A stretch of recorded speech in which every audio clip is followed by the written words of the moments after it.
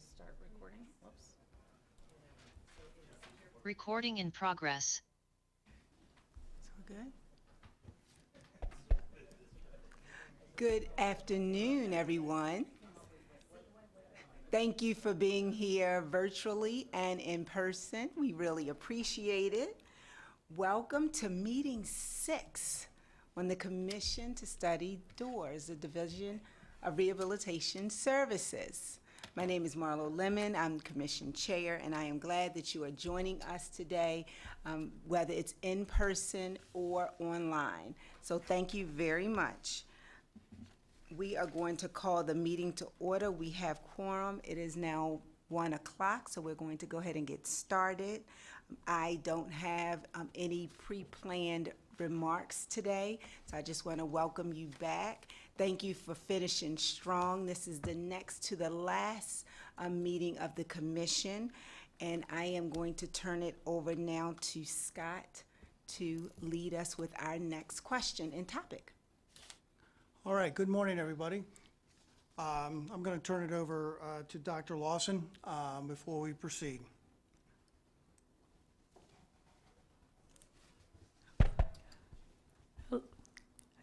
Hello, everyone. I did want to make a few comments before we began the meeting today. I know that at the last meeting you had asked a question about whether or not Mr. Chaudhry, State Superintendent, would be able to join us for a meeting. As you are probably all aware, this is legislative session, and as we speak, Mr. Chaudhry is in Annapolis presenting to the legislatures. So he has said that regardless of what his schedule may be, he will be at the next meeting to share with you personally some of the many things that he has considered and has accomplished, and most importantly, he will share with you why it will be a mistake to remove the Division of Rehabilitation Services from the Maryland State Department of Education. So now I go back to Scott. Okay. Good afternoon, everyone. Today we will be continuing our discussion on topics number 7, whether the Division of Rehabilitation Services should continue to be a division of the State Department of Education or should be transferred to another state agency, and topic number 8, if the Commission determines that the Division of Rehabilitation Services should continue to be a division of the State Department of Education, whether the division should have a governing board separate from the State Board of Education. A number of you asked a number of questions last time, so a lot of this stuff, for me personally, I've had to go get technical assistance, and so for today's presentation, I will be tag teaming with Melissa Deal, and so I'm going to let Melissa introduce herself at this time. Hi, everyone. Melissa Deal. I don't know how much you want me to introduce of myself, Scott, but should I do that now or later? Or? You can go ahead and do it now. Scott, can Melissa speak up a little bit more? So can you hear me okay? Can you speak up a little bit more? I can try. Yep. I come from the George Washington University. Currently, I work on 2 RSA-funded grants.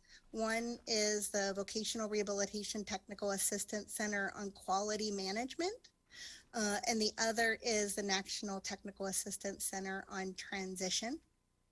I've been doing technical assistance at the national level since about 2014, I think.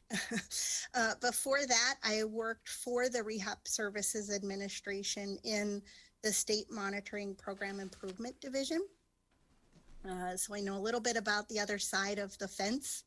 And then prior to that, I worked at the Maryland State Division of Rehabilitation Services and kind of worked my way up there.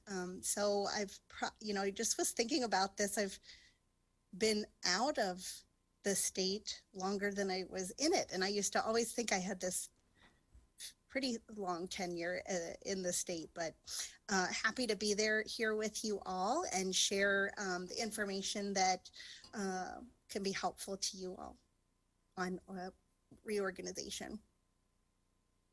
Okay, thank you very much, Missy. I do appreciate it.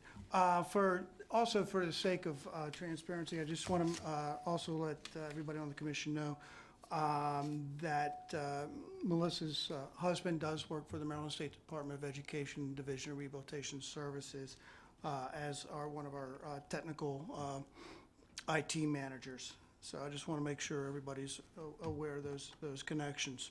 So I do appreciate Missy being here. She is actually one of the foremost presenters on this particular topic, which is why I asked her to do this presentation. She does the national presentation on this governance piece that we're working on. So it's important to kind of get that sort of national perspective as well as the technical side of this. Again, the division has been a part of the Maryland State Department for 90 years, so there's a lot of ins and outs in moving a state agency, and so Missy has worked with a lot of agencies that have moved, as well as providing the training on these particular topics of governance.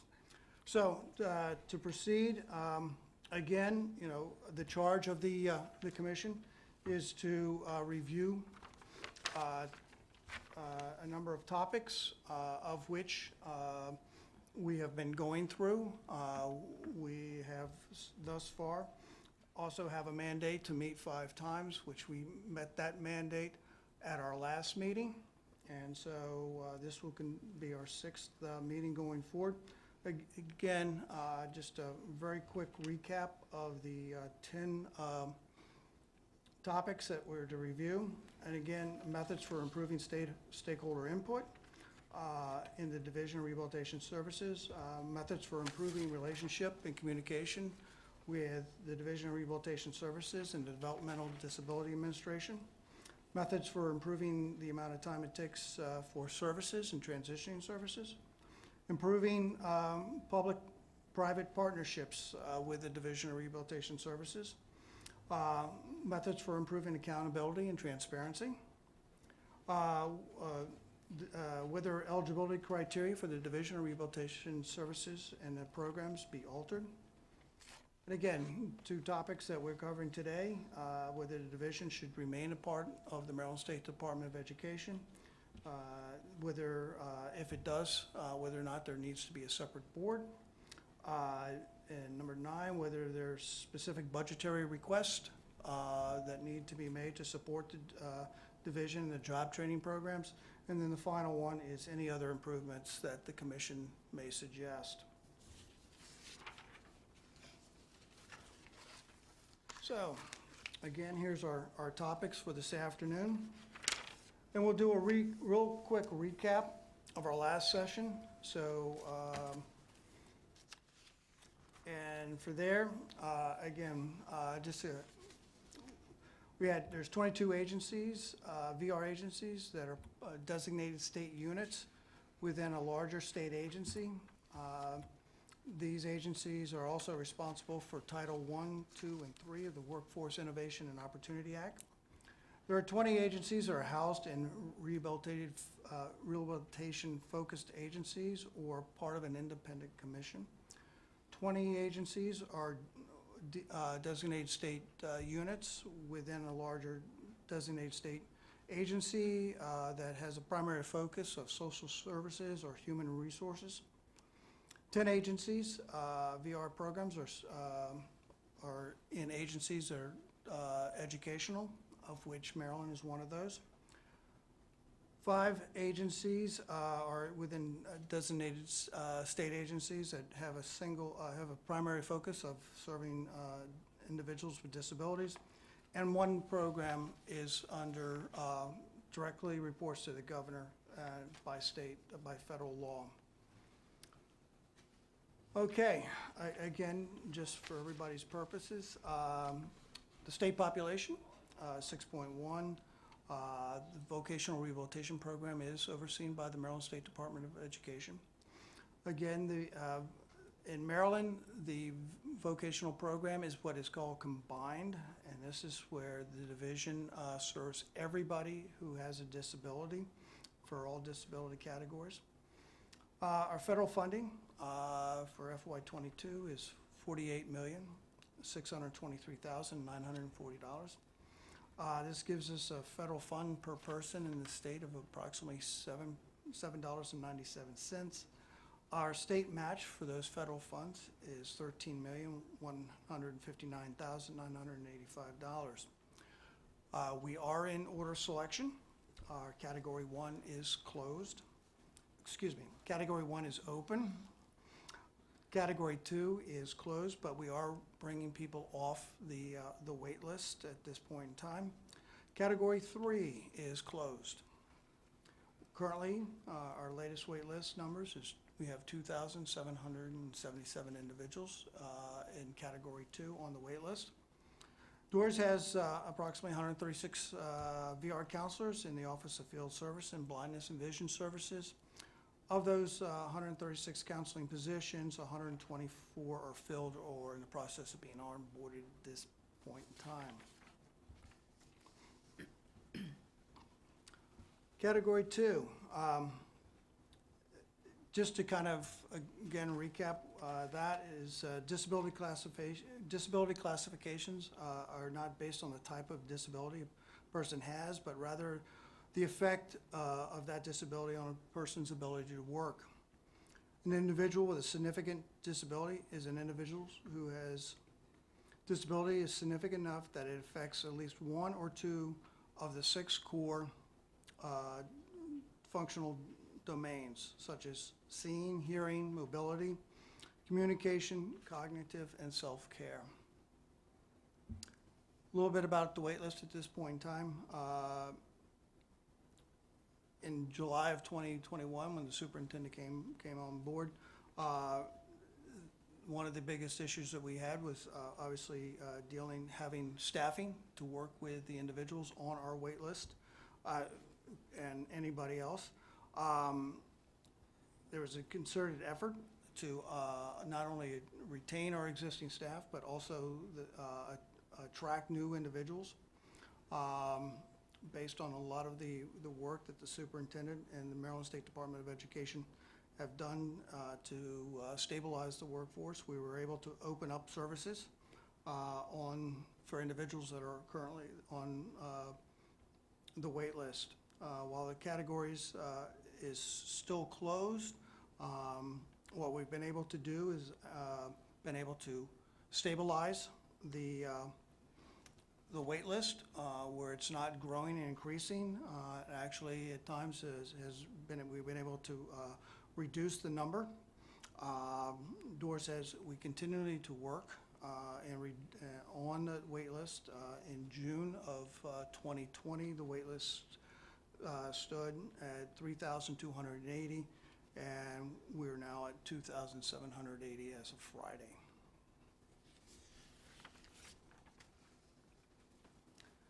Now to cover a little bit of the existing governance of the Maryland State, the Division of Rehabilitation Services. The Maryland State Department of Education is overseen by a board that is, and 14 members of that board are appointed by the governor and approved by the Senate. The state superintendent for the Maryland State Department of Education is appointed by the state board. There is a State Rehabilitation Council is appointed by the governor to review, analyze, and advise on the VR agency on its overall program performance. The vocational program is under the state superintendent and the deputy state superintendent for organizational effectiveness. The VR program in this state is also responsible for the disability determination services.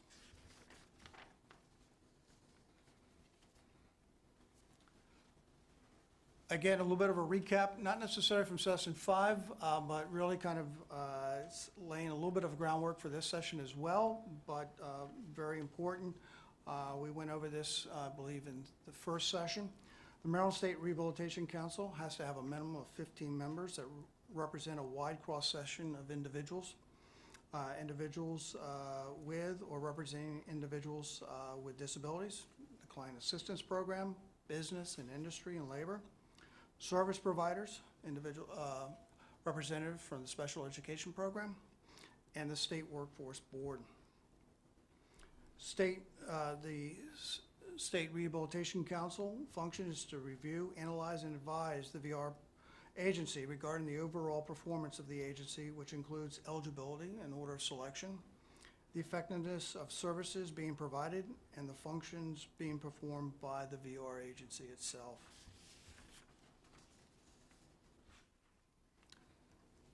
The State Rehabilitation Council is mandated to meet a minimum of 4 times a year. These meetings are advertised on the State Rehabilitation Council's website and other social media platforms. Meetings are open to the public. The SRC allows a public comment period during each and every meeting. The SRC, just to kind of give you an idea, reviews at each of the meetings the agency's performance from the previous quarter, customer satisfaction results from our surveys, discussion of major policy decision changes that the agency is proposing, and discussions of any issues that might have a bearing on service delivery. And for your benefit, we've included the website link for the SRC. Okay. I think All right. I'm up, right? Yep. So at this point, I'm going to turn it over to Missy and let her kind of go through some of the requirements under federal law. Thank you, Missy. Sure. And you know, one of the things I was thinking about when we were putting this together was just thinking about when I was my time at RSA, right before I left, the red line version of WIOA came over to the Department of Education. And a lot of the discussion was about within the VR program itself, where should it live, right? Should it live, continue to live under the Department of Education, U.S. Department of Education, or should it be moved under labor or one of the other partner agencies? And so there was a lot of back and forth about that. It was just kind of a lot of reminiscing about that. But ultimately, the program remained under the Department of Ed. That was one of the 3 main concerns of many of the stakeholders that remained. So I thought I'd just share that a little bit with you before we start, but we could go to the next slide. So we thought we'd just start with you know, some of the more recent moves and, you know, kind of where the state was, where they were and what the move was. In 2016, Utah, which is a combined agency like Maryland, moved from the State Board of Education to the Department of Workforce. In 2016 also, and you'll notice a pattern. There's a number of agencies that right after the regulations came out, there were a lot of moves, right? So Texas was another one, and they were 2 VR agencies. They had a blind and a general agency, and that move took, it was a phased in move. So they kind of worked through the process of what it would take to move the agencies, and in the first year focused on moving the agencies under the Texas Workforce Commission, and then in the second year combined both the blind and the general agencies under one program. In 2015, Colorado, there was a bill that got put in the state to move the Department of Colorado from the Department of Human Services to the Department of Labor. And then in 2016, the Colorado agency ultimately moved. And then in 2017, Connecticut Blind and General moved from what was the Department of Rehabilitation Services to a brand new agency that was created called the Department of Aging and Disability Services. We can go to the next slide. Arkansas Blind was in the Department of Human Services, and its general agency was in the Department of Career and Education, I believe it was called. And they moved in 2019 from those separate agencies, and they're still separate agencies, but they are now both under the Department of Commerce and Workforce Services. And Arkansas Blind is one we'll chat about a little bit later because they're one of the agencies that is an independent commission. Kentucky Blind and General programs, they didn't move to a new designated state agency, but they did combine and were consolidated into one VR program. And they lost both of their VR directors in the same year. They had a little bit of turmoil. West Virginia Combined in 2018 moved from the Department of Ed to Commerce. And then Michigan, which was the blind agency, was in the Department of Licensing and Regulation, and the general agency was in DHS, Department of Human Services. And now they're still separate agencies, but they're both under labor and economic opportunities now. All right. So that just gives you just a little bit of some of the backdrop since 2016. That is just to kind of let you all know that's a lot of moves. We didn't really see that many moves over the program. Most of the time there was some stability there. But in addition to that, since 2013, I think we started calculating how many director changes have been in place. And there's over 80 directors, and there's only 78 programs. So you can imagine some of our programs have had a lot of disruption across the country. So in terms of the options to structure a VR program and the regulations, and our regulations are very prescriptive, and that's intentional to protect the agency and protect the consumers that we serve, so it doesn't get watered down and that the resources go to the individuals who need them. So an agency can be its own designated state agency, or they can be what we call a designated state unit, or a DSU, that's within another state agency as its DSA. But in either case, that DSU, or if it's its own DSA, they have to meet certain criteria under the regulations. They have to be primarily concerned with VR or other rehabilitation work. So they will literally count your staff and what you're doing and what programs you serve to make sure that the agency is primarily concerned with rehabilitation and other rehabilitation work.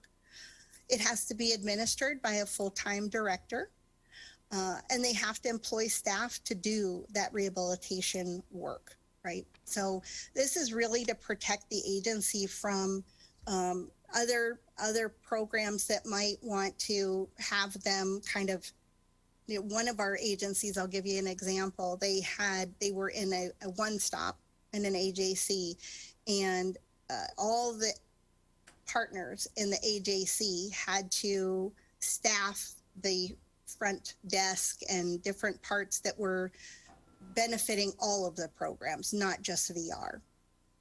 And so one of the things that the agency didn't realize was that those staff that were doing that could no longer be considered a staff that was primarily concerned with rehabilitation work, right? Because they weren't just benefiting the VR program. So that's the level of that we look at when we're looking at what the VR program's resources are being used for, so that we make sure that the resources are being used solely to benefit VR participants. And then lastly, it has to sit within the organizational status within that DSA that's comparable to other organizational units. So for example, the VR program can't sit 2 levels below the other programs that the DSA administers, right? And that's, again, to protect the program, but it's also to make sure that they're considering like the directness of the reporting line from the director, to the DSA. The title, status, and grade of the VR director, that's all commensurate so that we know that VR has a strong voice in the program.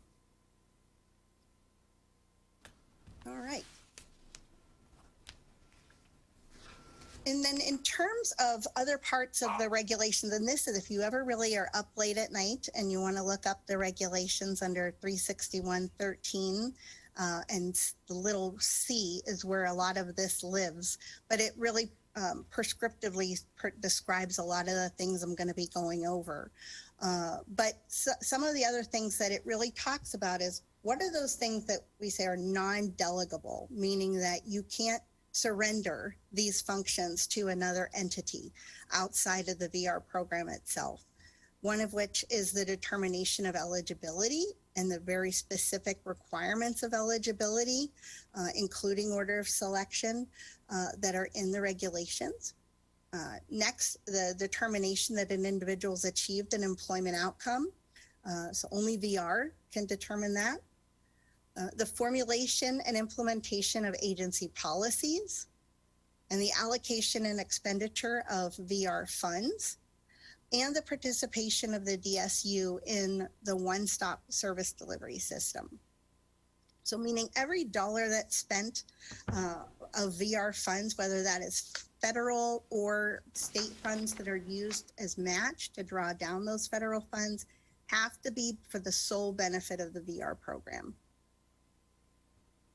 Sometimes we'll see that when an agency is in a new DSU, they might not understand that they can't just put money in a pot and take it for a percentage of something that may not be benefiting. VR has to be able to demonstrate every dollar and the proportional benefit that it's being used for. All right, I think we can go to the next slide. Okay. So prior to an agency moving, there's a lot of steps that have to be taken in order to make sure that there's no disruption or it minimizes the disruption to the program. One of which are public meetings, right? To seek input from the disability community about the potential transfer and its impact. So you can hear from the constituents about what they foresee as potential impact on the program and the services that are getting provided.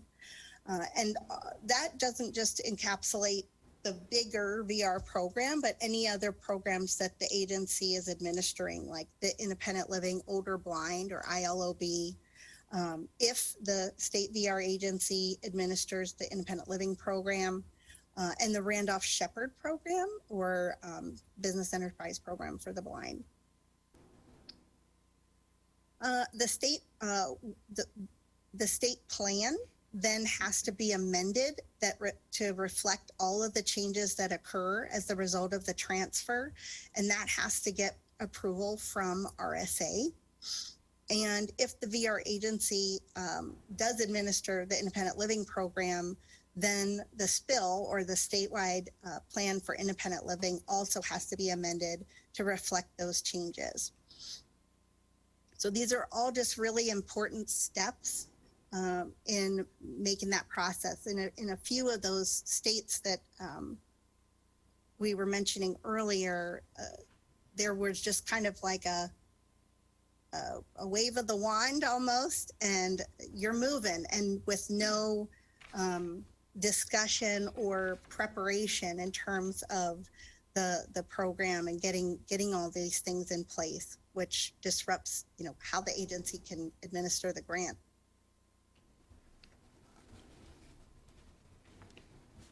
So that brings us to our transfer agreement, right? So if it's determined that the agency is going to move, a transfer agreement has to be in place, and that needs to get reviewed by RSA, and it needs to specify what funding the current the DSA needs in order to pay any outstanding obligations that have been generated by the program, as well as what funds the new DSA is going to need per the date of transfer, and how that's going to be determined. All that has to be specified.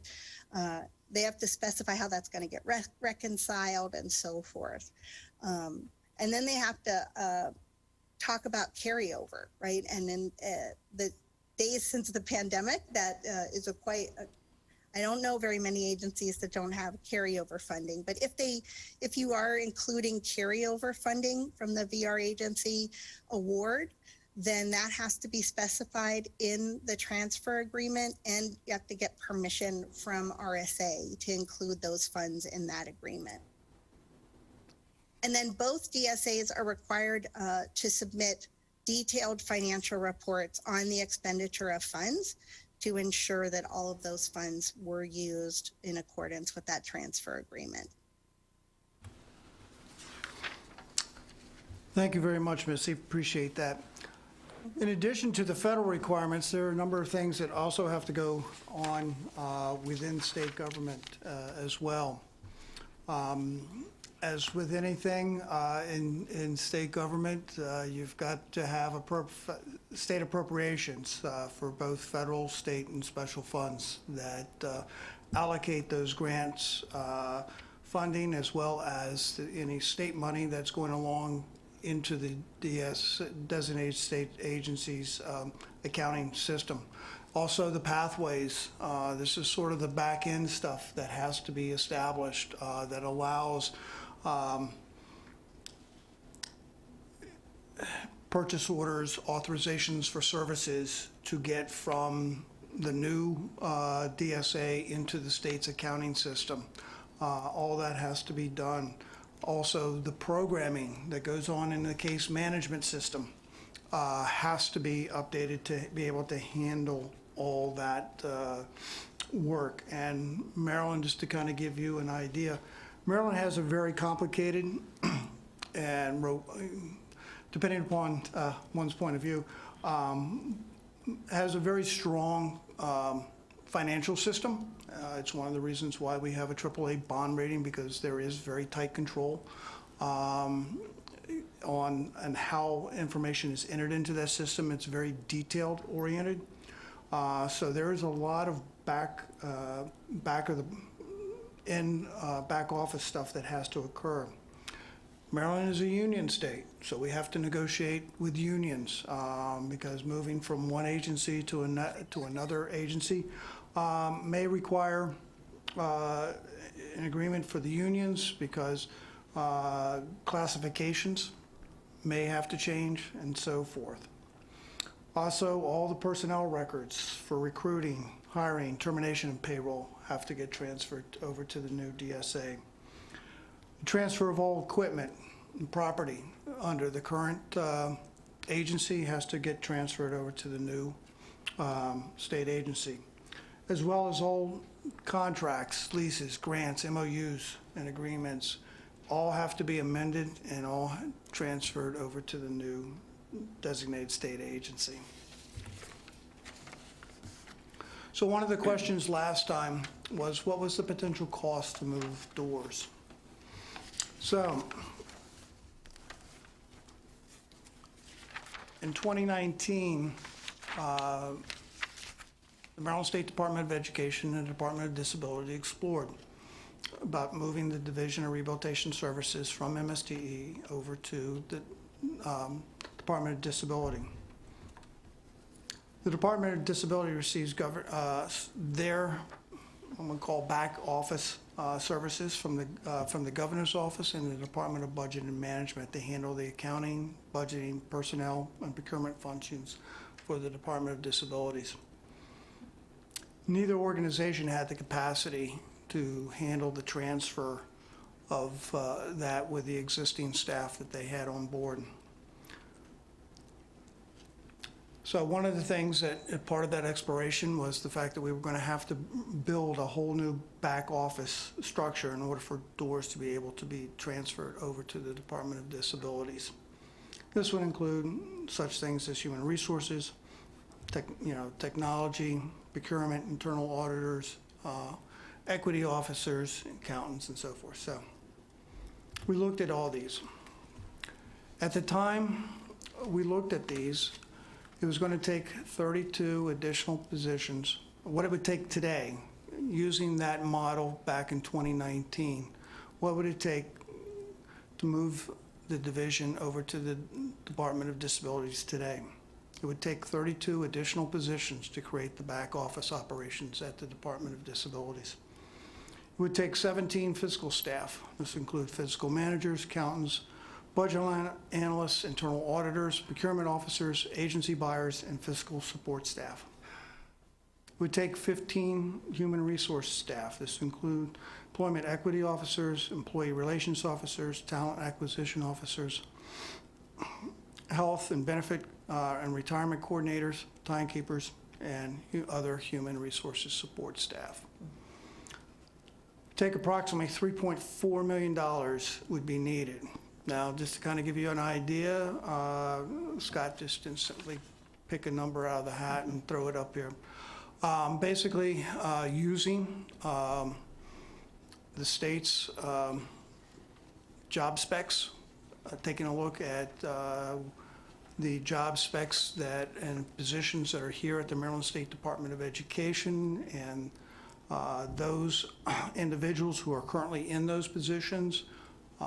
That's how I went through and basically spec'd each and every one of those positions out. So that's how I came up with the $3.4 million that it would take. Again, combination of state funding as well as federal indirect funds. Next, I had conversations with the Department of Health. Department of Health provides some of the services, such as the Health and Human Resources Office. We have a question, Scott. Oh, sure. Is that because you use MSD's fiscal staff and human resources staff? Yes, I mean, well, while DORS does have fiscal staff, those handle part of the financial processing, but there's also additional fiscal staff that are located here at the Maryland State Department of Education, such as the budget analysts, the internal auditors, as well as other individuals. Our HR staff are part of the Maryland State Department of Education. So, yes. And I just had a question also, Scott, as I'm looking at this. So the 32 additional positions that I'm looking at, when we say back office, so none are direct services? This is none of these individuals are direct services. This is strictly what it would take to basically mimic what it takes to operate the services that we receive through the Maryland State Department of Education. Okay, thank you. Wait, sorry. So the 3.4 million seems to relate to personnel only. Should we assume that the facilities are available to accommodate the expanded staff? It would depend upon the where we'd house those locations. If we continue to use our building, which is the Workforce and Technology Center, which is where we have a lot of staff, we would have the space available to incorporate these individuals at that location.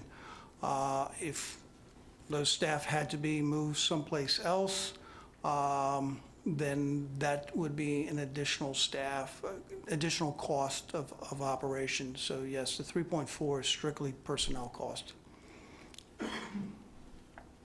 Thank you. So, the Maryland Department of Health. I had conversations, in particular with my colleagues over at the Behavioral Health Administration.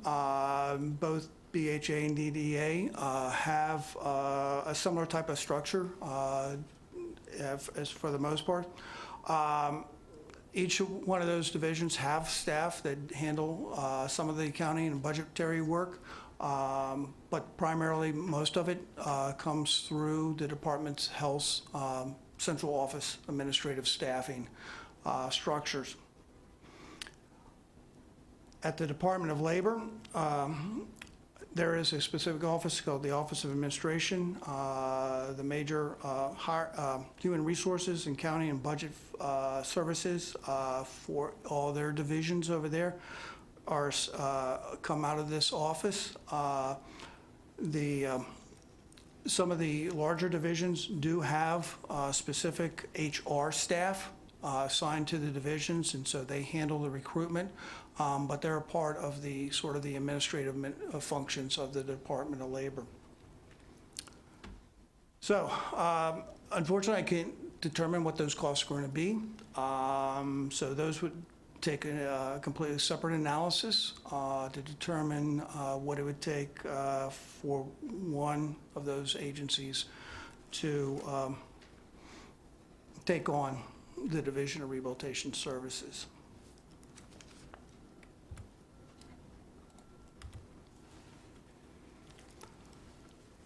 All right, expiration. Sorry, I have a question Yeah. before we move on. Sure. So I'm just trying to wrap my head around the numbers. And I'm sorry, can you click back to the slides that were talking about how much it would take to move to Department of Disabilities? Yeah, right here. Oh, Oh, one back. One more. Oh, one more There. this way. okay. So can you walk me through, so the back office, the fiscal staff and the human resources, you said is coming from MSDE staff right now, this support that's captured on this slide? Correct. That would be And correct. is some amount of money from DORS being paid for those services? That comes through the federal indirect funds. And how much does it take to do it at MSDE right now? Well, remember, MSDE is managing all of the entire educational grants that come through them. So each one of those grants gets tagged with a allowed indirect cost rate. The indirect cost rate is negotiated every year between the Maryland State Department of Education and the U.S. Department of Education. And so there are a lot of factors that go into that cost calculation. I don't negotiate it because it's about a 2.5 to 3 inch binder of information. So what would have to happen here is the Department of Disability would have to negotiate with the U.S. Department of Education as to what that indirect cost would be. And how much money would be able to be retained by the Department of Disability to pay for these individuals. Probably in a given year, at the current rate, the Maryland State Department of Education retains about $2.5 to $3 million. Okay, from DORS. From DORS, yeah. So we're looking at 3.4 million is needed to set these staff up somewhere else, and the amount that's currently being used to staff this at MSDE is 2.5 to 3 million of DORS money. Correct. Okay, so we're looking at needing to come up with 400,000 to 1 million, right? That's the. Well, again, it depends on what the rate is that's set by the U.S. Department of Education. There's no guarantee that you're going to get to 3.4 million because MSDE is a much larger division, and so there's a lot more overhead that's involved than at the Department of Disabilities. So you may not get the same level of attainment, so it means that you're going to need to have more state dollars.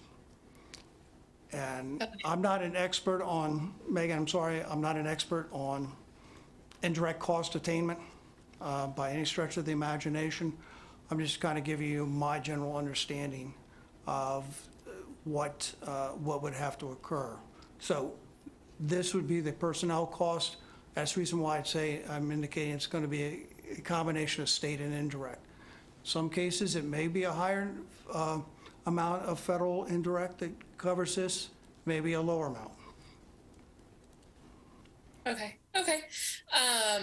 So I guess and maybe if I rephrase my question, I mean, it's not like we're spending $0 to keep it at MSDE and it would take 3.4 million to move it. We're spending some amount of millions of dollars, whether it's at MSDE or whether it's moving, right? You're going to be spending, yeah, at least 3.4, whether, if, again, there's going to be 32 new additional positions, so it's going to be an additional cost to the state of 3.4, at least. I'm Well, in other words, we're not going to it's take 32. 3.4 on top of, Well, remember, don't we get back the money if we're so sorry, we're paying, there's 2.5 to $3 million going to MSDE right now. So if we move it, it's not that 2.5 to 3 plus 3.4, it's that 2.5 to 3 gets freed up, and then we need 3.4 million-ish to move it. But we've freed up some money too. yeah, well, that's the reason why I'm saying it's a combination of both, of state and federal money. Right. So, Okay. but I can't give you right, there's going to be money freed up coming from MSDE. But what I'm trying to say is, We don't know if that'll be enough because we don't know if that's going to be enough. That's the reason why it's a combination of both federal and state dollars that's going to, and in addition to that, it's going to take 32 additional positions that the state would have to create to do this. So it's not like 32 positions are moving out of the Maryland State Department of Education. Right, understood. Okay. May I ask a question, piggyback on Megan's Sure. question? Sure. And that is, but I thought the 3.4 mil was related to the needed 32 additional positions. It is. In other words, And so what Megan is saying is that we're not starting from a base of $0, correct? We're Correct. starting from a base maybe Right. of 2.5, which which DORS is already contributing to the coffers, correct? correct. Okay, Go ahead, Renee. thank you. Did I get it? Yeah. No? Yes? Oh, good. It has to be the first time in what, second to last meeting? So, but those 13 additional positions may not those could, in theory, be people that are at MSDE that are moved over? So That means- those positions, I understand the negotiation with unions and PINs, and I get all of that. I'm just talking hypothetically, right? Because that's what we're talking about here, right? So no, those would be new positions that would have to be created someplace else. So those folks that are doing that work at MSDE would have to stay at MSDE. Okay, all right. Because it doesn't say new additional positions.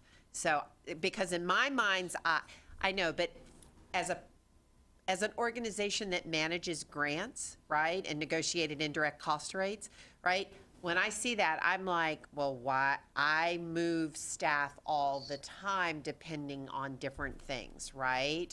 And so that's why I was like, could we, are some of those folks so I got it. They're braided in.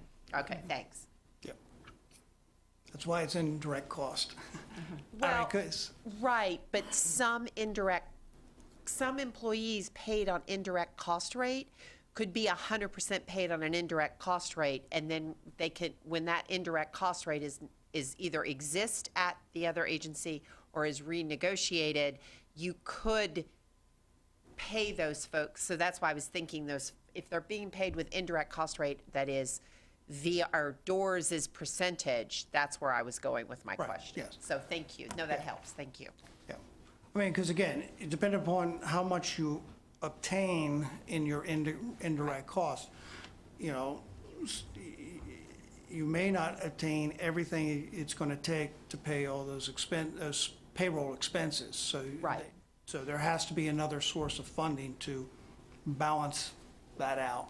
Well, and I think it's really important for everyone to hear this because indirect cost, to negotiate an indirect cost rate, I hate that I know this, it really does vary, right? Agency to agency. So hypothetically, say MSDE's negotiated indirect cost rate might be 15%, right? But say Maryland Department of Health's is 10%, right? You're already going in with a 5% deficit until you renegotiate it, because lots of things factor into that. So I think it's, it's not an apples for apples in indirect cost rates. And it's not determined by the agency. It is determined by the federal government. Right. Yeah. And as you pointed out, it varies from year to year to year. Because, it's, if you say I'm going to spend $100 and you spend 90, but you charge that indirect based on that 100, next year your indirect cost rate goes down. Why? Because you overcharged the previous year, so they're balancing it out. So it's up and down and up and down. So that's the reason why I'm saying it's going to take a combination of both federal and state dollars, because if it happens to go down, you're still paying your staff. You still have to have dollars to pay for them.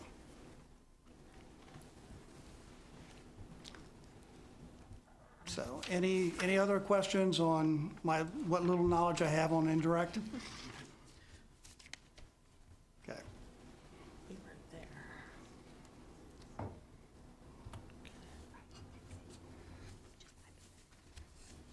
Am I Okay. up again, Scott? Yep. Yes, miss. Scott, Oh. I think it's important that we point out, we didn't look at trying to move DORS once. We looked at it twice, and both times it was not feasible based upon what we were looking at. I was involved in one, but I knew it had happened prior to my coming to the agency.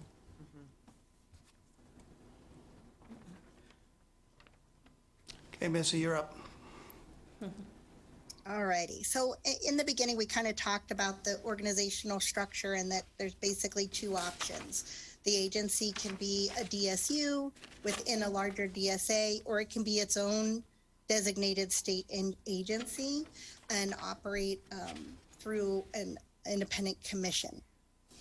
So basically, if right now the agency is a DSU and it has an SRC, and I think Scott had the slides about what the SRC's functions are, and I'll show you some similar slides on what the role and function of an independent commission is.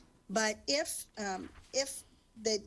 VR was to become its own independent commission or its own designated state agency with an independent commission, it would still need to sit somewhere within the state, right? So it could still sit in MSDE, it could sit wherever. I think, we see a lot of variation in the handful of states that are its own DSA.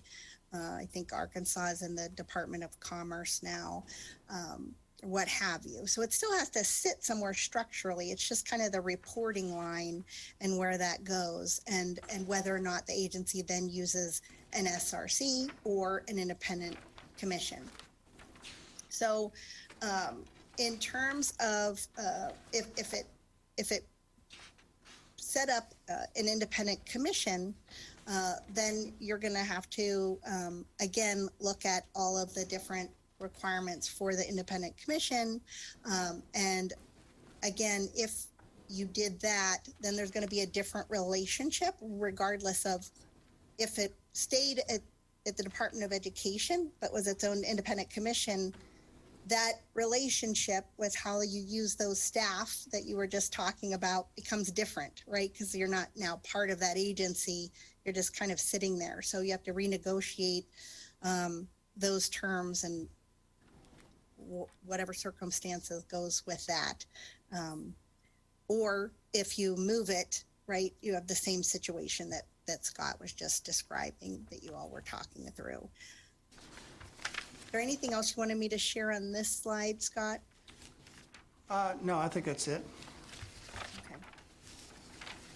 So then just to kind of walk through where in the Rehab Act it talks about an independent commission, and that's in section 101A, 21A. I know you all were just dying to know that. But it talks about, how that is described in the state plan. So that's the first and foremost. It has to be in the state plan, and you either have to establish the SRC or you have to have an independent commission. And so the Rehab Act clearly describes the specific functions of an SRC, how many members, where the members come from, et cetera. And there are similar, but a little more generalized requirements for the composition and functions of an independent commission. And we'll go through those just briefly. Massachusetts, both agencies in Massachusetts, they're their own DSA. All right, we can go to the next one. So in the state plan, you're going to describe, if you proceed as an independent commission, you're going to have to specify that you are an independent commission. And then the independent commission has to be responsible under state law. So that will need to get promulgated in terms of overseeing the operation of the program in the state. So some of those general provisions that are described in the regulations about an independent commission describe that it has to be consumer controlled. There has to be individuals with disabilities and VR would describe significant or most significant disabilities, but the regs describe it as substantially limit major life activities. It has to represent a broad range of disabilities throughout the state so that there's good representation of all of the consumers that could potentially be served. Unless the agency was a blind agency, right? And then you're going to be primarily representative of that population. But in Maryland's case, you have a combined agency. And it has to include family members, advocates, or other representatives of individuals with mental impairment. So again, it's a little prescriptive, but not as prescriptive as an SRC in terms of membership and who can serve and how many of each of those board members can serve. And then we'll go through on the next slide what the functions are that they have to perform. So one of the things that it talks about is that they have to, if they are going to be an independent commission, they have to conduct a review and analysis of the effectiveness and the satisfaction of the functions performed by the DSA, right? The services provided by the agency and the employment outcomes that are achieved by individuals with disabilities. So again, somewhat similar to what the SRC's role is, but a little more directive. Okay, thanks, Missy. Now, one of the things that Missy brought up is the fact that there is a relationship change that occurs if the Division of Rehabilitation Services were to have its own commission and set outside basically the State Board of Education. So what we would be doing is then contracting with the State Board of Education to provide those services. And so what you can imagine if, I'm trying to get a procurement something through for procurement, and the Maryland State Department of Education has something that's going through for procurement, that somebody, Maryland State Department of Education's procurements are going to take priority over, some organization who is really contracting for those services. And also when it comes to certain functions, whether it be HR and so forth, there is that different relationship, and there is going to be a sort of a push-pull type of situation. And, currently, if I've got a problem with HR, procurement, I meet with the superintendent or I send him a report every single week. If I've got a problem, we're talking about it. And so I get support from that way. We moved to an independent commission. I'm not sure whether the superintendent's going to take my phone call. Why? Because I don't report to him. It's not his responsibilities any longer. All he's doing is providing services on the back end of this. So what I did was for your all's benefit is to, again, sort of using what we did for the Department of Disabilities, look at what it would cost if we were to create sort of an independent organization separate from the Maryland State Department of Education, what it would take. Well, it really probably only take a couple more individuals. Again, kind of taking a look at the board, its responsibility here at the Maryland State Department of Education. There is a executive director that handles the requests from the Board of Education as far as questions, getting information, setting up appointments or what have you, as well as a support staff person. So that's basically what the difference is between having it housed under the Department of Disabilities as well as the, sort of an independent commission. Some of the same functions, again, are still going to be required. A lot of this stuff would be, have to be funded through a combination of federal and state funding as well as federal indirect funding to cover these positions as well. So, at this point, if there's any other questions, at this point, we're going to take maybe a 5-minute break. So does anybody have any questions? What we've covered so far? Yeah, I have questions. Go for it. But no, but we're up against a break. I'm smart enough to know not to do that, right? So are we going to do, or are we also going to do, what's the plan after the break? Well, we will continue. Questions and discuss, oh, here I was thinking I had figured it out. I apologize. We can take your questions, then we can take a break. Well, what was on the agenda for after the break? Was it also questions? Because if not, I can wait. We're going to continue to go through the rest of the presentation after the break. It's fine. They can hold. It Okay. can hold, I promise. It's good. Thank you. All right, then we'll go ahead and take a 5-minute break at this point in time, and then we'll come back for questions.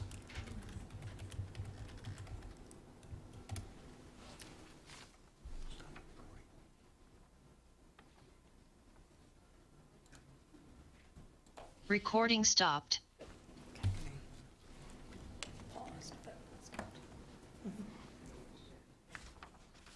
Well, thank you, Scott.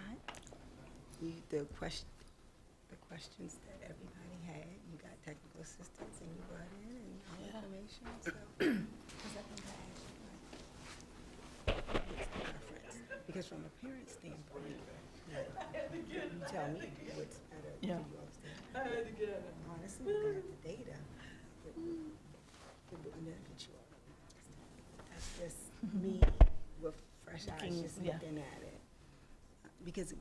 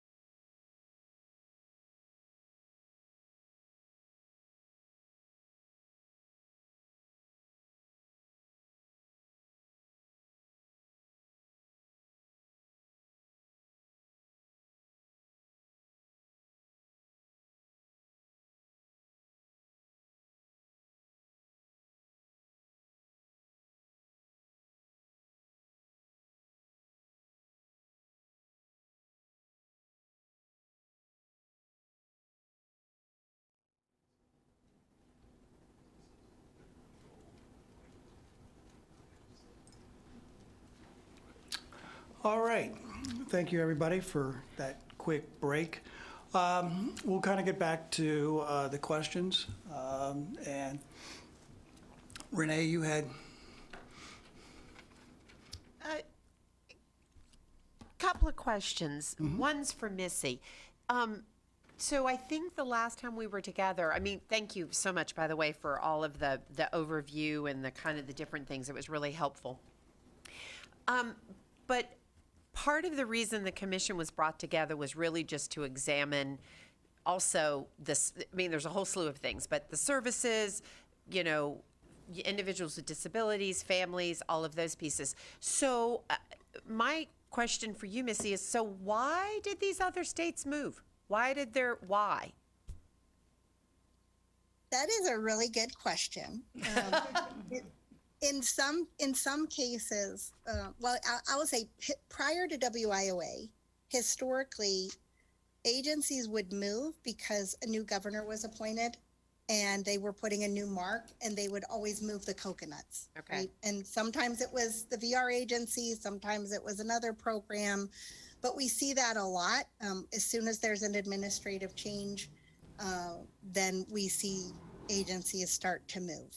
It's just a little more complex when it's the VR program that moves, because it's not just the state procurement requirements and the federal procurement requirements under the Uniform Grant Guidance, but they also have the EDGAR requirements because it sits under Right. the U.S. Department of Ed, and they're so restrictive. But after WIOA, we saw an uptick because there was this natural progression of, oh, if we're doing a combined or a unified state plan, maybe we should put all these programs that are part of the unified or combined state plan under one roof, right? And there, unfortunately, isn't a lot of time that's taking that you guys, you know, obviously are taking the time to really understand all that needs to happen in the time that you need, regardless of whether you're moving or not. But we don't, sometimes we don't see that. And then in some cases, agencies will lose the ability to access their funds because it's still sitting under the old DSA, and they don't have access to the fund. Okay, so follow-up question. Sorry. Follow-up then. So Missy, I'm going to assume that other states had some of the very same struggles with customer service as we did, right? I can't imagine Maryland's unique in that. So did services improve for families and individuals with disabilities with these moves? Or did, you know, I don't want to say same old, but did we still start to see some of the same old problems? Yeah, I think there's kind of like the short game and the long game, right? In the short term, to just be really candid with you, there's a tremendous amount of disruption, right? Mm. And it causes a bit of chaos. And so we see a decline generally, at least in the first few years of an agency's move, because there's, no matter how perfect you try to get it, there's a huge learning curve in how the agency works and functions and the process, and, you know, what hoops have to get jumped through, and all of that sort of stuff. And so we'll see a decline. I think Texas is probably a better example of all the moves I can potentially think of that would say, did anybody get better? I'm not sure their numbers haven't gotten better, because no one's numbers in VR are very good right now. But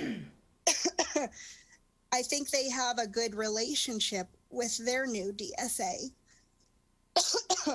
I can't tell you what sets them apart from the other agencies other than the people in the seats, but they seem to be settling in a better way. There's still politics about, you know, some folks they will tell you they wish they were still a separate agency, because they used to have a blind and a general agency. So there's still a bit of that. But yeah, to answer your question, it's hard to answer it because the VR program's numbers are not good. And some of that is just WIOA changes. Some of that is the pandemic. A lot of it is staffing. We see across the country just critical shortages of qualified VR counselors.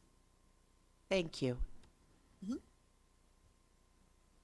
This is Megan. I've only had a chance to connect with the Michigan Client Assistance Program so far. My intention is to reach out to the others, but just, they are on the list of ones that have moved. And what their Client Assistance Program is reporting is that they are seeing a benefit to consumers from the move that happened in Michigan. That's really interesting because there's still, both Michigan agencies are still really struggling with that move. So that's But the Client Assistance Program is saying that from a consumer perspective, they are very satisfied with the move. Yeah, I would just caution sometimes when we do see a move, sometimes there's a disruption of information that gets shared. So I would just want to make sure that are all the clients getting access and knowledge that they can go to CAP in the first place, right? That I'm always like, got to look at it from both lenses though, and I'm an overthinker. But hey, I guess that's a positive. Jade is next, but before then, someone asked if we're going to resend the link that we sent this morning. So yes, if it's not working for you, we will resend. Jade? Sure. So at the end of the day, to my mind, it's not really where it sits, but what are the pieces that either maybe need to change within the current construct or wherever that are pieces of it. And I have a list of sort of things that I've heard through my travels. Jade. I don't think your microphone. Is it not? The light's on. Do I need to pull it closer? Oh, I guess I need to pull it closer. Oh, okay. Surprise. So as I was saying, it's not so much where it sits, but what are the pieces that I think are needed wherever it sits to ensure that it's really being as effective and getting the support that it needs across sort of leadership changes and so forth. The first thing is representation of people with disabilities. So we don't have any individuals with disabilities on the state school board. I think whether or not it relates to DORS, that's something that we should consider, that representation piece. What happens when leadership changes? I agree that Superintendent Chowdhury has been much more engaged, but that has not always historically been the case. And so what needs to change to ensure that there is that level of engagement at the leadership level, regardless of who the leader is? And in alignment with that, how do we ensure that VR's needs don't get lost amidst the competing interest of education, and that they are being prioritized, elevated as it relates to funding, PINs, being able to comment on legislation. To what degree could and should VR be able to be more engaged and not be buried within education, and can some of those changes occur within the current construct? Some of the policies that MSDE has implemented, like teleworking, and I absolutely understand why that's important to MSDE, because they're asking teachers to be in the classroom, and so therefore they feel like they need to model. However, the nature of the work that the Division of Rehabilitation Services is doing is very, very different. I'd argue that, it's not necessarily that they should be working from home, but being out in the community and engaged and so forth. But that lack of flexibility, I think, is having a significant impact. And even within MSDE, what are the benefits, the connectivity between the blueprint and special education and all of these other pieces, as well as the nimbleness and responsiveness? I think that the challenge with any of these big agencies is, how many layers do things have to go through? Whose desk does it get stuck on? And so forth. And then I think the final piece for consideration is, even within this commission, the representation was heavily education, which I think was sometimes to the detriment of the work. Now, I think some of that was the way that it was written, but I think that it highlights the confusion that legislators have about the differences between education and VR, and how do we ensure that that education knowledge is there about what's different between MSDE and DORS, and yet how do we make those things both work equally effectively? I'm sorry, Jade, I didn't hear everything that you brought up. I went out to make sure the link was sent out again, but I did hear some things, and I can respond to some things. First and foremost, Mr. Chaudhary believes that you don't put processes and procedures in place for the here and now. You put those in place for the future. And the one thing that he has stated many times is that when you put good processes and procedures in place that are backed up with action, then those things cannot be easily undone. And so he's not here just to put things in place for his administration.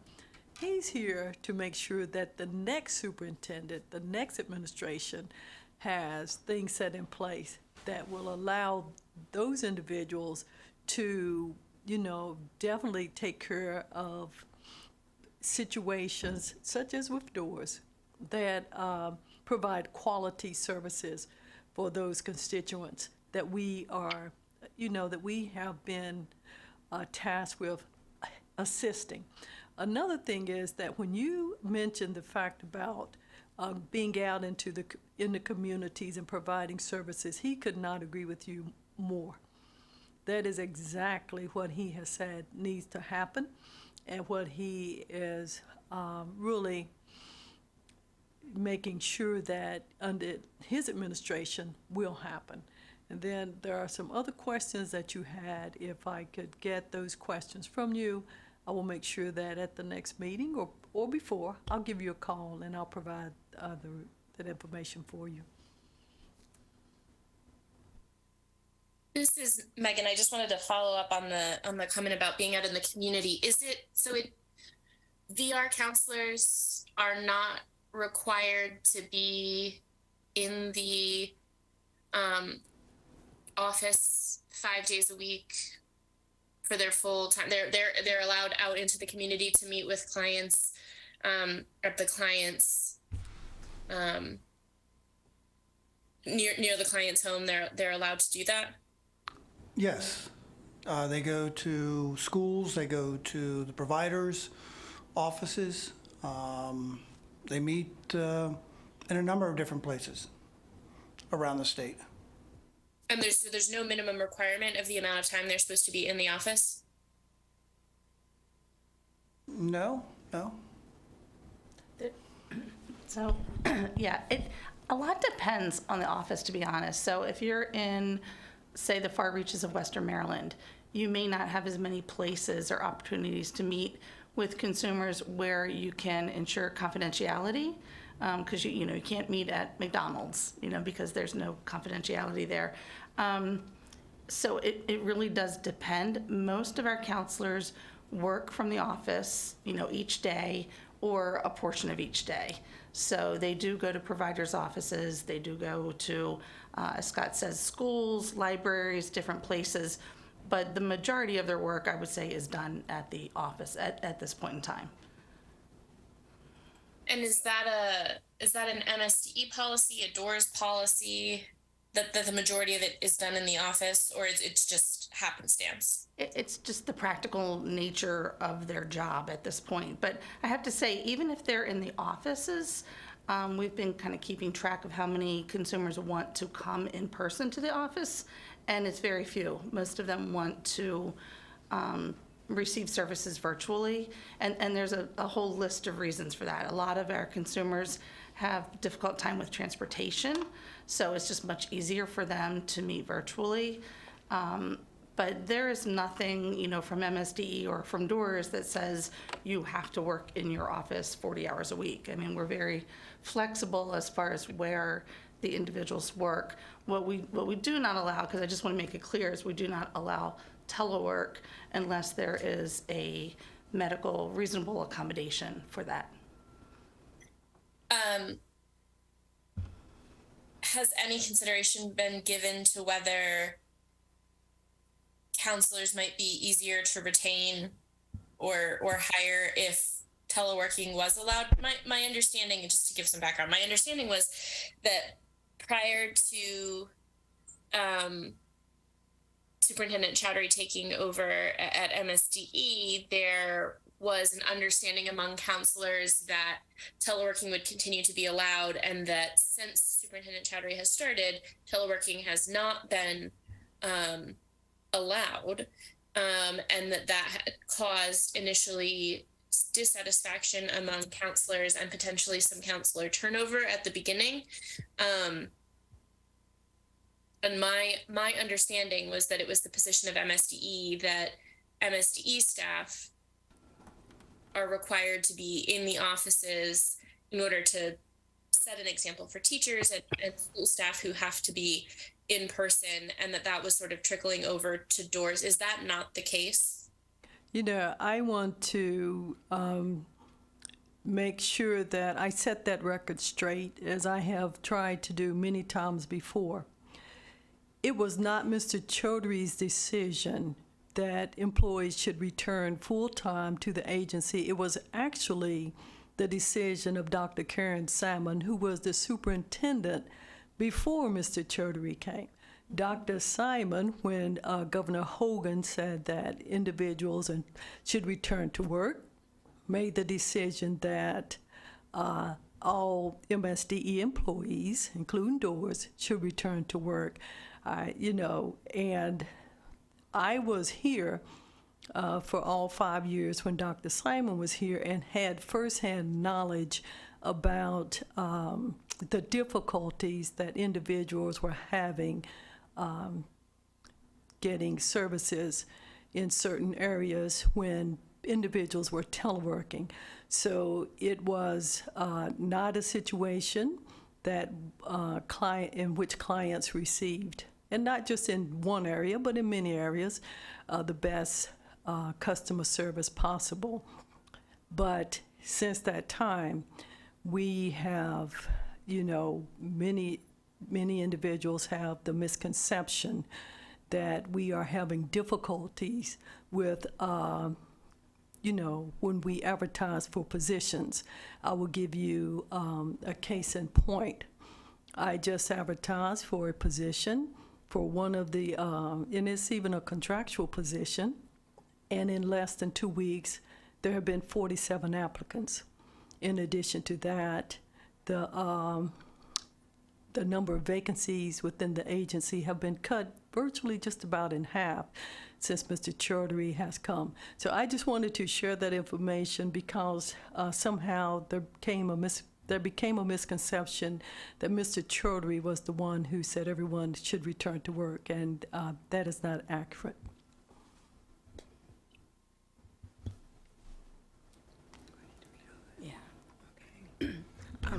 Comment from Laura. Depending on the area, VR counselors can be difficult to access. I regularly troubleshoot accessibility regarding DDA coordinators, often having to reach out to DDA regional offices for assistance in reaching a coordinator. There doesn't seem to be the same level of accountability for VR counselors. No accessible regional office to reach out to when a VR counselor does not respond. So the question is there a way to structure DORS so that there is more accountability and assistance? This is Jody Boone. Just a reminder, I direct the Office of Field Services, so I'm very familiar with this type of thing. We do have a structure in place, so we have supervisors of every district office, and we have regional directors and program managers in every region. We have 5 regions throughout the state. All of their information is listed on our website. So if for some reason you're not reaching a counselor, it could be for a variety of reasons. A counselor may have left, who knows. You can certainly reach out to the district supervisor. If you don't receive the assistance you need there, you can reach out to one of the program managers in each region. I have people call me personally, so I know that we do have, I think we have a very good structure in place to address that, and all of that information is on the DORS website.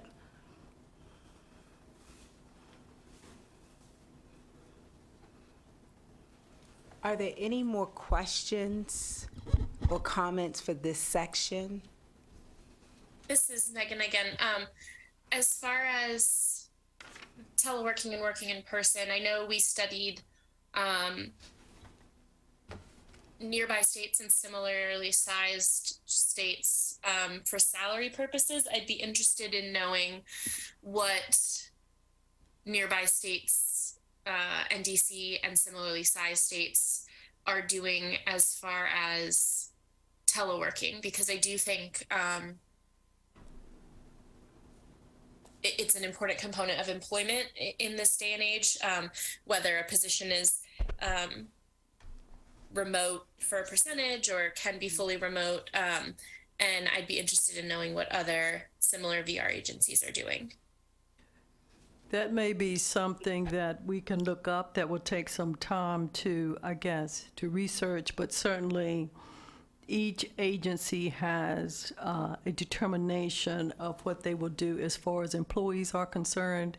And at this point in time, the superintendent has made the determination about the necessity for individuals to be in person to provide services for, a segment of our population that require us to be focused on their needs. And telework was not one of the 10 issues or mandates that we were charged with looking at. But if you would like that information, I could certainly have the research office. Scott, I'll have the research office look at that. Mrs. Lillian is next, and then Laura. I'm sorry, Megan, were you going to say anything? I didn't want to cut you off.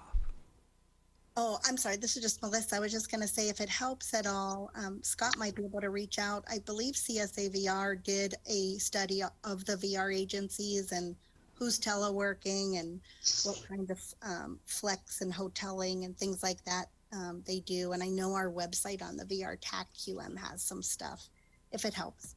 Yeah. Thank you, Melissa. Yeah, if I could just add one thing there. One thing I didn't mention before is, it's so much to explain. When we formed the eligibility determination unit, which is housed at the Workforce and Technology Center, we're constantly looking at ways to make the positions more flexible. So we have people throughout the field. So if they previously worked in the Salisbury office, when they transferred to the EDU, they are still working in the Salisbury office. So they are working remotely. It's not telework, but it's remote work from one of our other offices. And we've done that a lot throughout the state to give people the flexibility to have less commute time, to work closer to home, just to improve their quality of life and having more time, just at the office and not commuting back and forth. Lillian, and then Laura. Sure.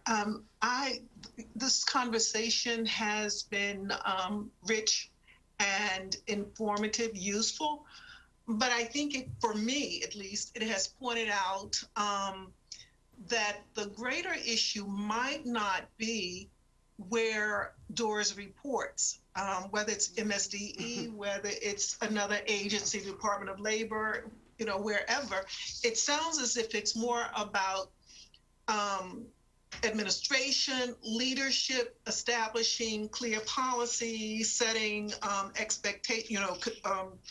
articulating those, setting expectations, and holding people accountable.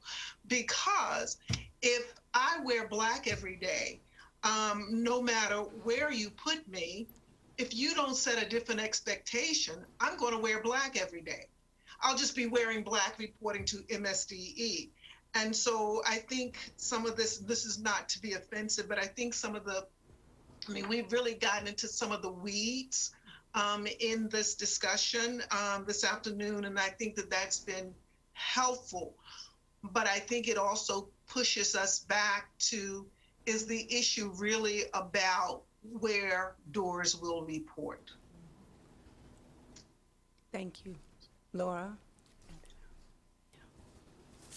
Hi, yes. I'm just thinking about the earlier comment about the structure, and I do recognize that there is a structure in place. I think my experience has just been, especially, trying to assist families,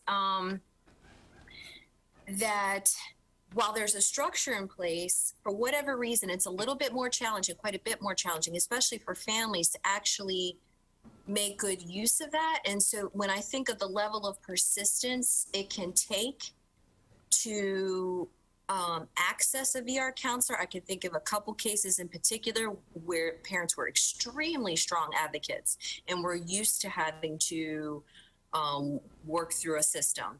And so again, dealing with a parent very educated, very familiar with how to get things done, but yet ultimately ended up giving up on services for her son because, again, it got to be too cumbersome and trying to follow up again. And so this is where there's something different in experience when it comes to accessing DORS services versus DDA, because either way, you're going to have to, there's going to take some effort involved. But it seems to be extra cumbersome when it comes to, in certain areas, not all areas, in certain areas, when it comes to really getting a good communication flow through the DORS counselor. Thank you. I'm going to read a comment that we have from Megan. She said, thanks, Melissa. That did help. As to the questions we're tasked with, I do think this goes to whether DORS should stay with MSDE, whether there's a different consideration, and that needs to be made for DORS staff and MSDE staff. And in number 10, other considerations.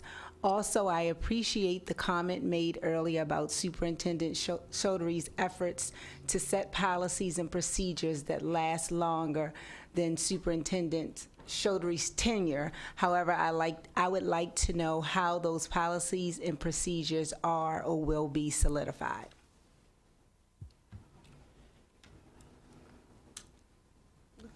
Hand's still up. I don't know if she has some. Oh. Ms. Lillian, did you have another question, or was your hand still up? Thank you. Okay. Thank you very much. Good discussion. Before I move on to the next one, is there any last questions for this one? Okay. All right. On to the next ones. Whoop. Shanika? Yeah.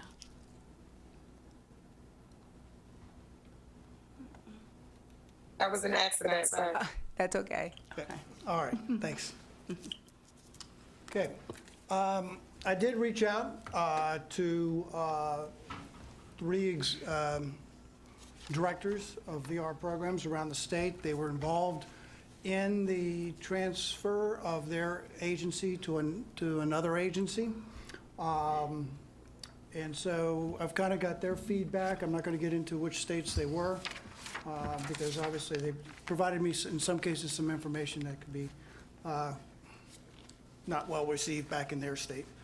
So, one of the agencies was moved by executive order with little or no knowledge. They literally got word about an hour before the governor issued the executive order that they were moving from their current location to their state workforce agency.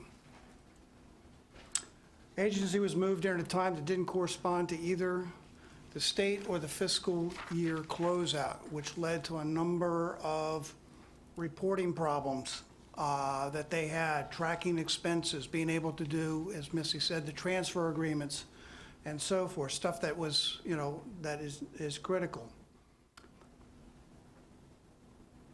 Their agency does not meet the federal requirements for placement within a designated state agency. They report to a lower level administrator than does their workforce partners. The DSA is using their VR program as a new source of revenue, often creates additional administrative costs to generate revenue for the DSA to use for other purposes.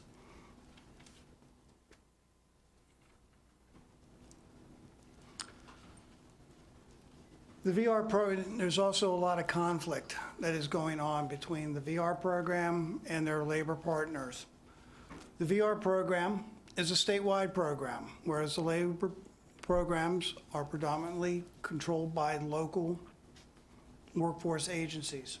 And so there's constant conflict between the two programs and how they're administered. The workforce program attempts to apply the regulations that govern the Department of Labor for the VR program, which obviously leads to a lot of issues because there is the Department of Education Department of Education regulations as a grant, and then there's the Department of Labor, and the two do not necessarily correspond one-to-one. Agency lost a lot of key staff as a result of the move.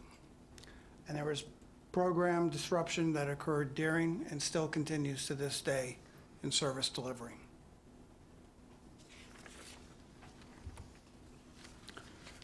Second agency director I talked to, their agency was moved as part of a statewide reorganization of all state agencies. Agency was moved to their Workforce Development Division, which was a part of a much larger state agency.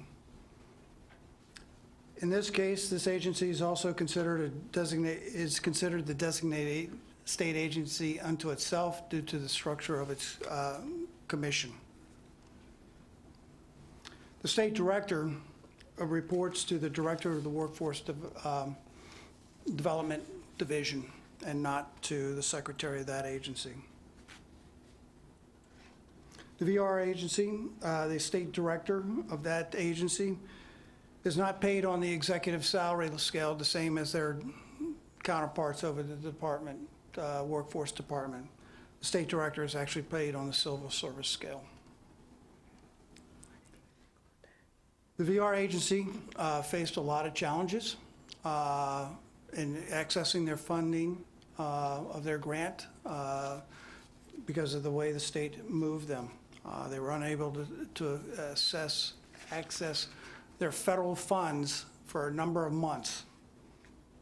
At that time, during that time, all services ceased during that transition, since the agency could not pay its vendors.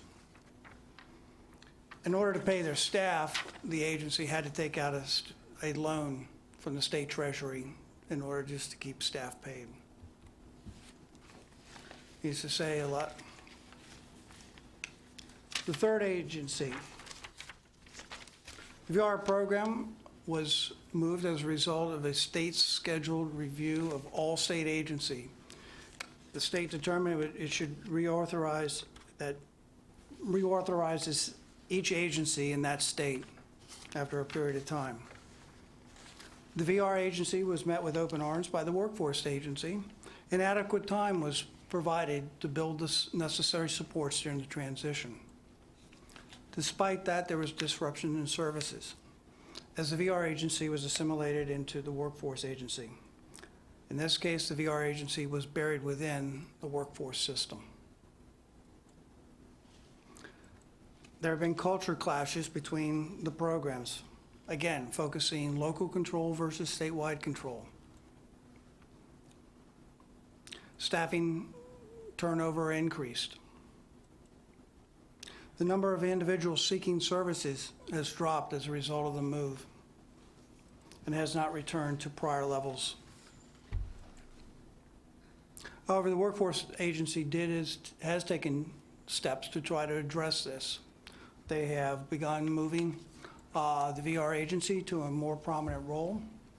They basically have recreated the agency in its more independent role that it had prior to moving under as a result of this move. So that's sort of the feedback that these three state directors went through. Again, I think the key word in all three of them was that there was, regardless of the planning and so forth, or lack of planning, there was disruption in services for individuals. Thank you. Rachel has a comment. She said, like Jade eloquently said, now we need to focus on what needs to change so people get the services they need and want. Agreed. Okay. And Missy? All right, just some overarching things that we see regardless of the reorganization is just accessing the grant award notifications. If they come through the DSA and that changes, oftentimes nobody notifies the federal government. And so that's sitting somewhere else and the VR agency can't access their funds through G5, which then causes issues with the ability to expend funds and authorize funds and serve individuals in the state. Just the whole overarching continuity of services, no matter how great the plans are, we always see a bit of disruption in the continuity of services.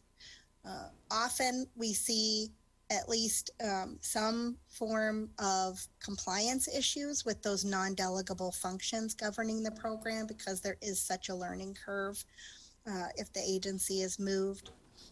As Scott was sharing, that director at a commensurate level, there's often, just if the VR agency doesn't have a voice at the table about the reorganization, it's very rare that somebody who's making the decision to move the agency understands those non-delegable functions and that VR has to sit within the same level as the others within the agency. So we oftentimes see issues with that. And then, of course, just the authority to expend funds and how policies are done and what case management systems to use. A lot of times we'll see the move and then, the agency might have spent $6-10 million on a system and the new DSA will say, well, sorry, you're going to use ours now, right? Which doesn't just cost money, but time. Everybody has to learn it and get training and so forth. And just that ultimately, like we've shared before, that lack of understanding of the complexity of the VR grant. And then regardless, just staffing shortages and those inability to hire vacancies.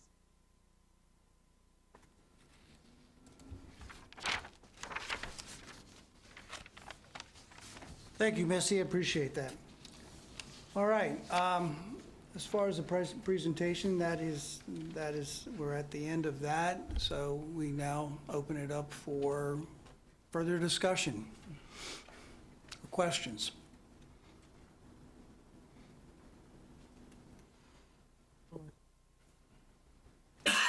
Jade. So, sorry. So I love this final bullet point on page 34, which I think really sort of summarizes, and maybe this is something that we need to consider under the other category, which is, what can MSDE do to bring more focus and prominence to the VR program? Because I think that's gets back to sort of the fundamental what is going to be in DORS's best interest, even within MSDE. I think that some of the ideas around moving came from sort of because we think X might be better over here, over there. And so starting to think about, okay, well, so what are some changes or things that might allow that support for DORS to have the focus, to have the prominence, to have the supports and the recognition, and is there a way to capture or institutionalize it in writing as recommendations or whatever, so that, if there is a change in leadership, there is this report that says, we acknowledge what Superintendent Chowdhury is doing. We'd want to ensure that that continues regardless of, the leadership or whatever, so that's captured in a way that can allow us to continue that support and engagement. And are there other aspects or things that, we'd want to be considered to ensure that VR is and continues to get the support, the resources it needs to be able to most effectively serve the job seekers with disabilities? Which I think we've made some recommendations, but I think that there's still a lot that could be discussed around that going forward, so.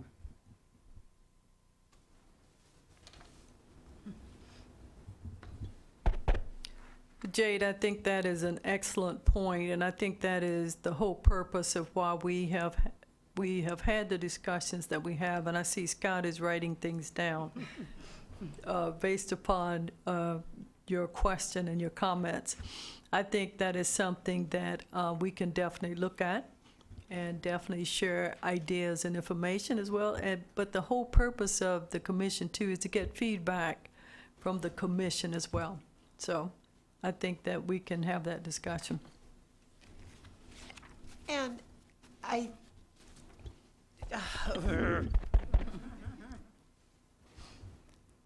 is it not? All right, did I do it? Yes. Sorry. But yes, I totally agree with Jade and you, Dr. Lawson, but I think when we go back to,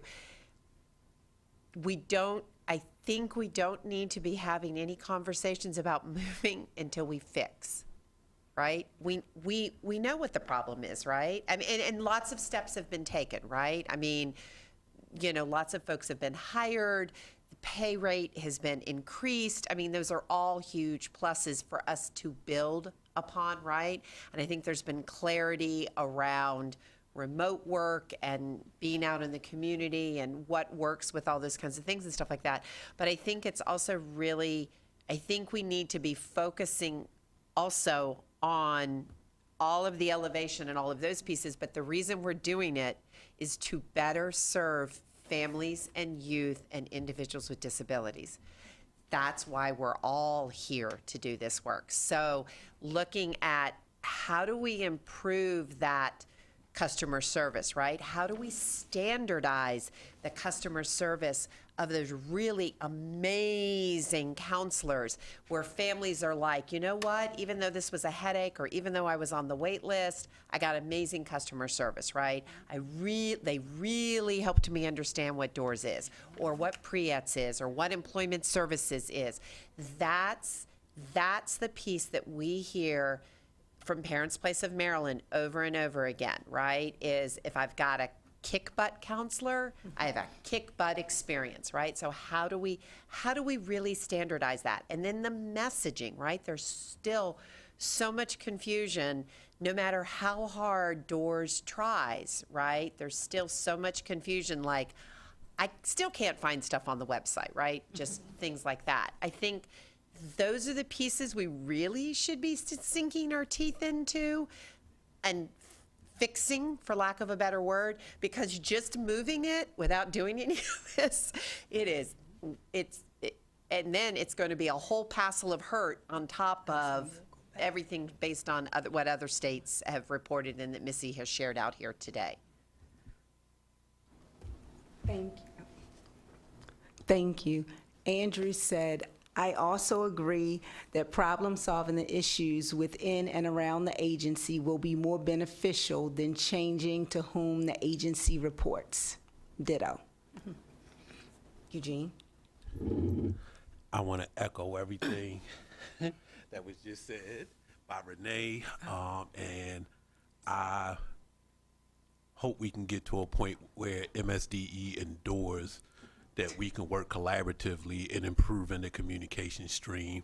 And I'll go back to week one or our initial meetings with developing effective technology tools that meets the needs of our families, One of the things that I'm trying to push upstairs in my role is developing a companion app for Maryland Online IEP for students and families so that it becomes more interactive and student-centered, and hopefully we can get to a point in sharing a data stream with DORS and other state agencies, so that communication is streamlined and we're all speaking the same language.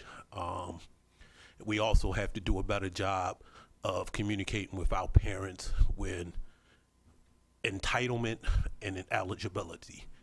We have to market that and make that a forefront, because that's where the frustration comes in on the VR side, where on the education side it's an entitlement that you get FAPE, but on the once you exit school it becomes an eligibility process. And unlike us sitting at the table, and even before I became actively involved in the special education side, because I was a general educator primarily, a lot of families aren't going to understand even, the waiting list or the selection process or whatever. They just figure, hey, I applied to DORS or I referred to DORS, and DORS didn't respond. They're not going to understand category 1, 2, 3, or whatever. So we have to do a better job of communicating that. And I think if we really put a lot of time and energy in these in a communication tool, whether it be a companion app or whatever, that we can successfully negotiate and streamline this for families. I agree wholeheartedly that the whole purpose, the whole effort, and what we all want to see is better services for clients. So one thing I would like to suggest to the group is that, and we hear what you are saying. We hear you. So what I would like to suggest is that prior to our next meeting, that I reach out to everyone to get your ideas, and for you to share those ideas, so that we won't come to the meeting trying to share everything at one time. We could put those ideas down and share those before the meeting. So I would like to know what the group thinks about that. For me to call everyone, get those ideas. Scott and I could do it one day together, and we could go from there, because Scott will understand the nuances of the request better than I will right now. Ms. Lillian has a comment. She said, given the robust discussion today, I encourage us to make a number of quote-unquote other recommendations. We may also wish to revisit the interim report to strengthen efforts and steps to take to influence better service to staff. And that sounds like it goes along the lines of what Dr. Lawson was just saying.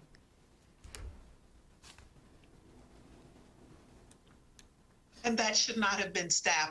That was a typo on my part. That should have been to clients. Thank you.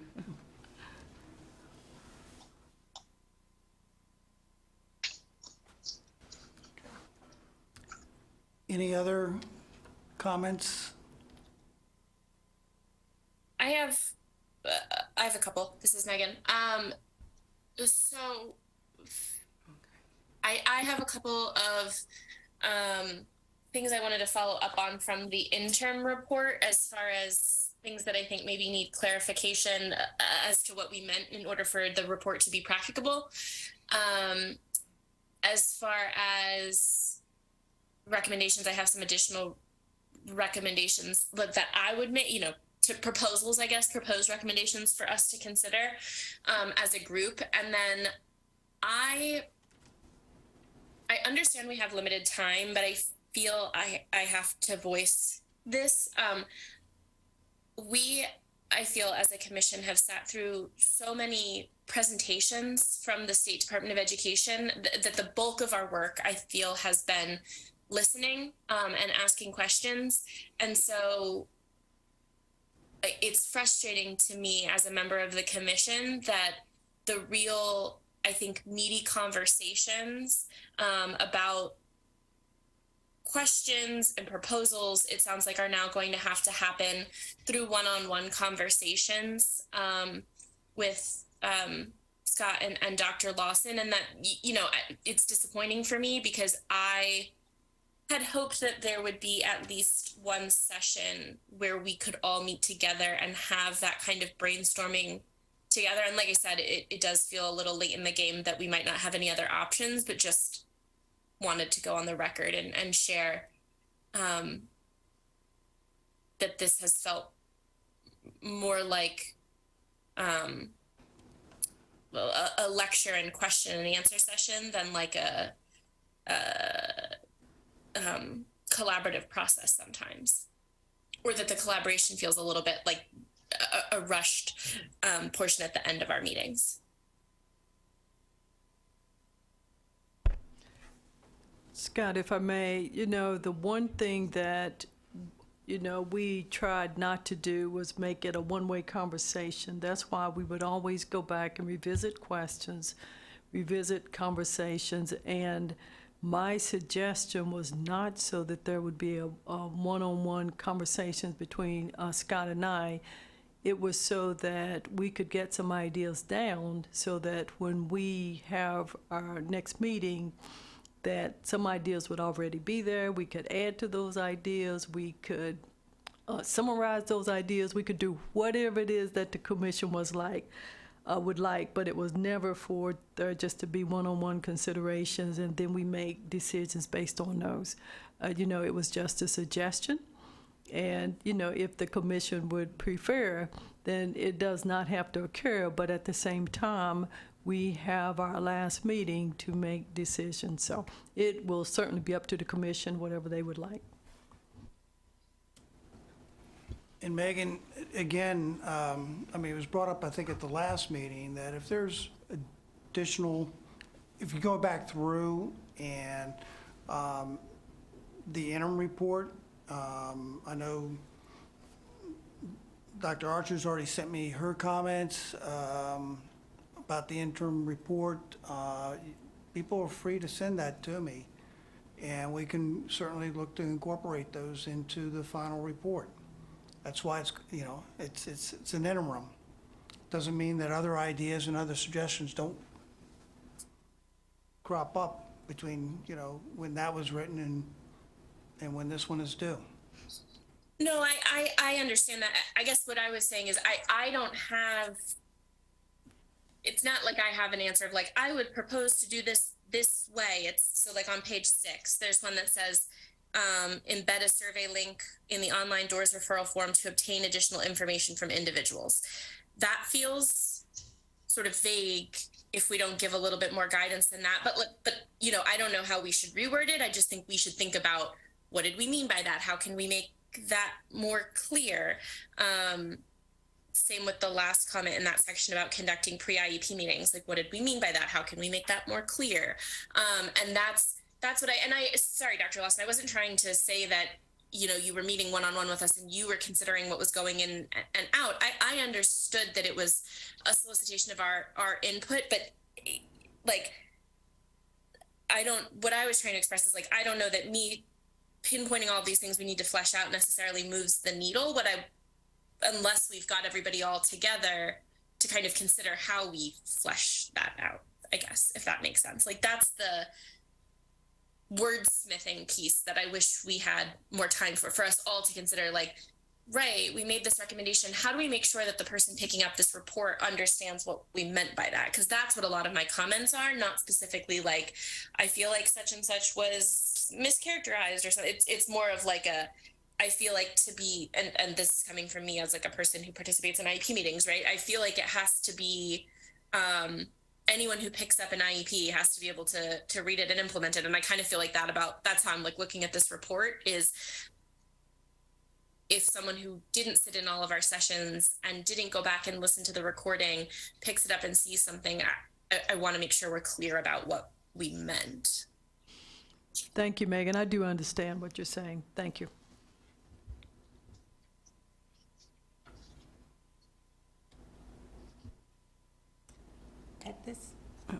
At this point, it is 3:00. We have 26 more minutes scheduled.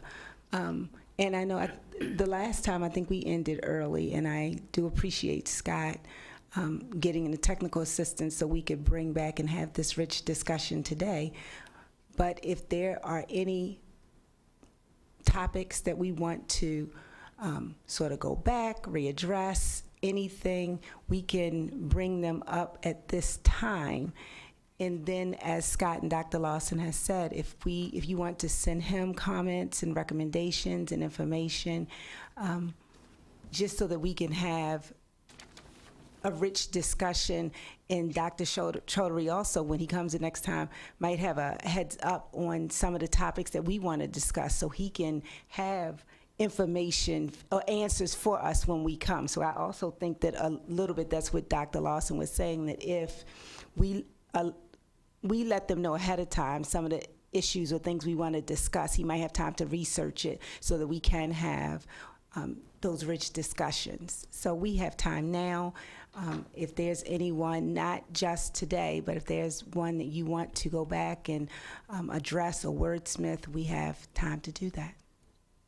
Renee? Yeah, well, I just had a organizational thought for this, right? Because I was hearing what Megan said, and I think she has Megan, and I'm not a wordsmith person. Anyone on my team will tell you, don't ask Renee to wordsmith. But I wonder if because Megan, I think you raise a really good point, right? If, everybody wins a lottery on the IEP team, right? Can the parent explain it? So I wonder if in those conversations of collecting recommendations or points that need to be clarified, if they could all be curated and sent out in advance of our next meeting, so that it gives folks to really go, oh, well, maybe we could reword it this way, or, oh, I didn't think about this. Well, what about that? Giving us a little bit of time to chew on it prior to the meeting. Plus, you would have the information ahead of time. It can go to Superintendent Chaudhary as well for some answers, as well as giving us some time, because I know you were under the gun on the interim report trying to meet that deadline. And the last thing I think anybody on the commission wants is for this final report to be rushed. So I was just wondering if maybe that might also help a little bit, organizing some of the things. Rachel has her hand up. Yeah, thank you. Sorry, it takes me a little while. I also wonder if in the interim report, there were a variety of recommendations, and rather than us wordsmithing anything, that if it would be possible in whether it's after you get the responses from people in those discussions, or whether you've put some thought into it, but some of those kind of more vague, do this to improve communication, or I'm just going to use one example, continue to explore enhancements that will facilitate and encourage the number of VR counselors that are hired. I'm curious if there would be a way for DORS, MSD to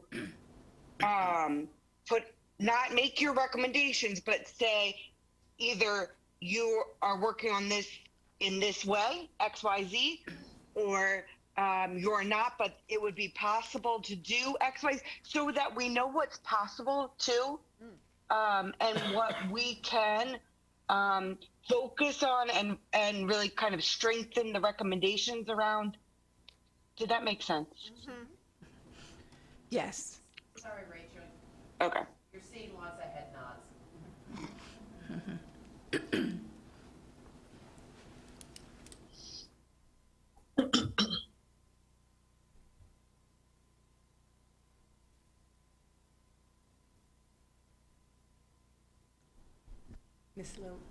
Miss Lillian? Do I have my hand up? Oh, no, ma'am. You were unmuted, so I wasn't sure if you were going to say something. I muted her.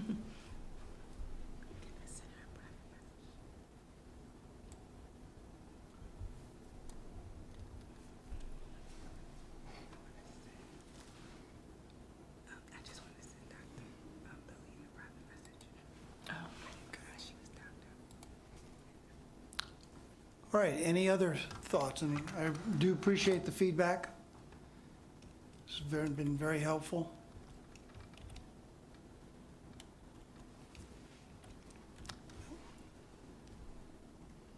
Any additional comments?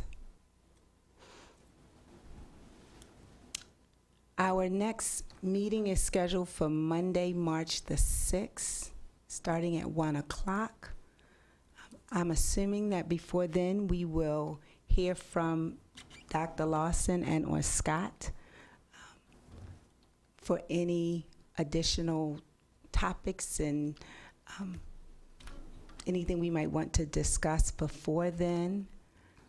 But if there are no additional, Renee will tell you I don't meet just to meet. So if there are now no additional comments, questions, or things you want to bring up right now, then we can end the meeting. Motion to adjourn. We have a motion to adjourn at 3:13. It's been seconded. So we will see everyone, and thank you all so much for attending. We will see you on Monday, March the 6th. Dr. Archer, I'm sending you a private message before you log off, please. Thank you, everyone. Okay, go ahead. Sorry. Recording stopped.